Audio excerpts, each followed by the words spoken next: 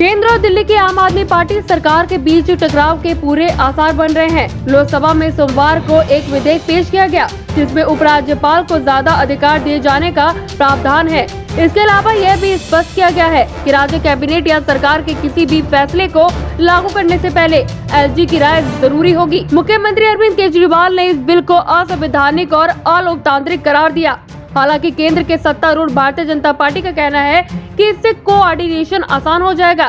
आइए जानते हैं कि इस बिल में क्या है और दोनों पक्षों के तर्क क्या है। इसके अलावा दिल्ली और केंद्र के बीच की खींचतान पर शीर्ष अदालत क्या कह चुकी है। सरकार को कोई भी फैसला लागू करने से पहले एलजी की राय लेनी होगी। इसमें वह फैसले भी शामिल हैं जो मंत्रिमंडल करेगा।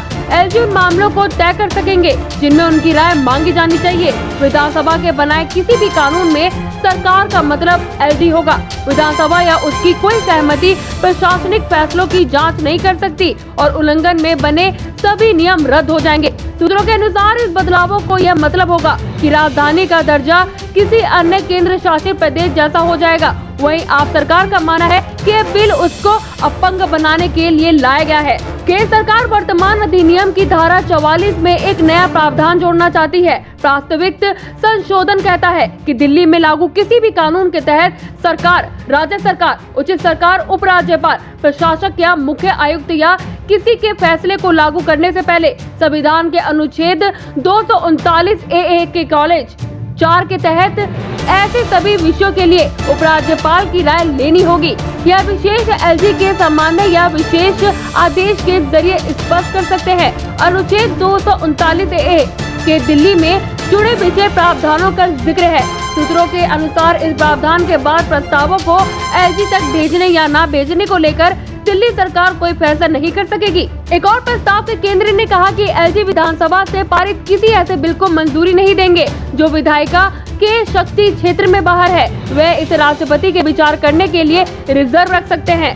संशोधन बिल के अनुसार विधानसभा का कामकाज लोकसभा के नियमों के हिसाब से चलेगा, यानी विधानसभा में जो व्यक्ति मौजूद नहीं है या उसका सदस्य नहीं है उसकी आलोचना नहीं हो सकेगी। सूत्रों ने कहा कि पहले कई मौकों पर ऐसा हुआ जब विधानसभा के शीर्ष केंद्रीय मंत्रियों के नाम लिए गए थे। एक और प्रावधान ये है कि विधानसभा खुद या उसकी कोई कमेटी ऐसा नियम नहीं बनाएगी जो ऐसे दैनिक प्रशासन की गतिविधियों पर विचार करने या किसी प्रशासनिक फैसले की जांच करने का अधिकार देता हो। यह उन अधिकारियों की ढाल बनेगा जिन्हें अक्सर विधानसभा या उसकी सहमतियों पर तलब किए जाने का डर होता है। दिल्ली के मुख्यमंत्री अरविंद केजरीवाल ने एक ट्वीट में कहा है, केंद्र की बीजेपी सरकार संसद में असंवैधानिक और अलोकतांत्रिक बिल लेकर आई है। इस बिल पास होने के बाद दिल्ली की जनता द्वारा चुनी गई सरकार की बजाय उपराज्यपाल ही दिल्ली सरकार बन जाएगा। डेप्यूटी सीएम मनीष सिसोदिया ने कहा कि दिल्ली की जनता द्वारा विधानसभा और एमसीडी चुनावों में खारिज किए जाने के बाद केंद्र के बैठी भाजपा सरकार ने दिल्ली की जनता द्वारा चुनी गई दिल्ली सरकार के अधिकारों को छीनकर उपराज्यपाल को देने के बिल को लाने की तैयारी कर ली है। केंद्र सरकार द्वारा लाया गया यह बिल लोकतंत्र और संविधान की आत्मा के खिलाफ होगा। इस बिल के माध्यम से बीजेपी उपराज्यपाल के पिछले दरवाजे से दिल्ली की जनता पर शासन करने की तैयारी में है। भाजपा की केंद्र सरकार एलजी की शक्तियां बढ़ाकर दिल्ली के विकास को रोकने की तैयारी में है। दूसरी तरफ दिल्ली का स्वागत करते हुए दिल्ली विधानसभा में विपक्ष के नेता रामवीर सिंह बिधूड़ी ने कहा कि यह सही दिशा में उठाया गया कदम है। उन्होंने कहा कि इस बिल में दिल्ली में गवर्नेंस बेहतर होगी और प्रशासन से जुड़े अहम मामलों में राज्य सरकार और उपराज्यपाल की संवैधानिक भूमिकाएं स्पष्ट होंगी।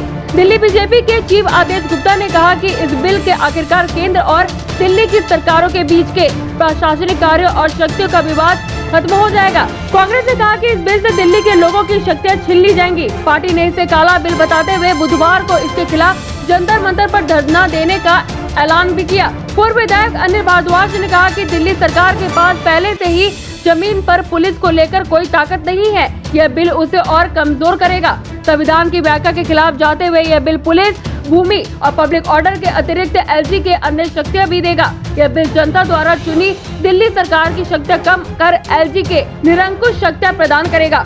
4 जुलाई 2018 के सुप्रीम कोर्ट ने कहा था कि दिल्ली में एलजी मंत्री परिषद की सलाह से काम करेंगे। सुप्रीम कोर्ट ने एलजी के आधिकारिक और सीमित करने की अपने फैसले से कहा था कि एलजी स्वतंत्र तौर पर काम नहीं करेगा। अगर कोई अपवाद है तो वह मामले की राष्ट्रपति के रेफर कर सकते हैं और जो फैसला राष्ट्रपति लेंगे उस पर अमल करेंगे, यानी खुद कोई फैसला नहीं लेंगे।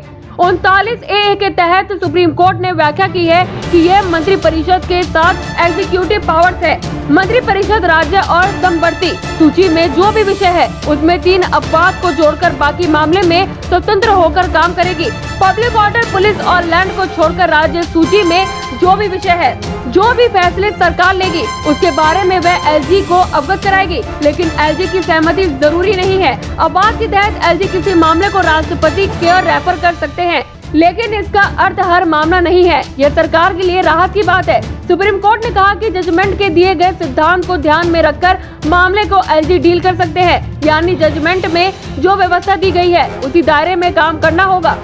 239A के कॉलेज 4 के अपवाद की व्याख्या की गई है। इसके तहत एलजी अपवाद वाले मामले को राष्ट्रपति को रेफर कर सकते हैं।